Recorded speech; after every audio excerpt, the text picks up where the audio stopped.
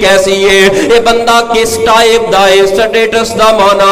अज असी व्हाट्सएप ते स्टेटस साडे नौजवान नस्ल लाउंदी है स्टेटस की लाया है गाने दा लाया है स्टेटस की लाया है कंजरां दा लाया है स्टेटस की लाया है ठट्ठे ते मजाक दा लगाया है स्टेटस की लगाया है व्हाट्सएप ते फेसबुक ट्विटर इस्तेमाल करने वाले इन्हां स्टेटस का दा लाया स्टेटस गंदे स्टेज ड्रामियां दा स्टेटस लगाया है और पर्दा तो हट के आगे बढ़ना अगर औरतां ने अपने हाथ लगाए ने चेहरा ते नहीं विखाया प्यारे हो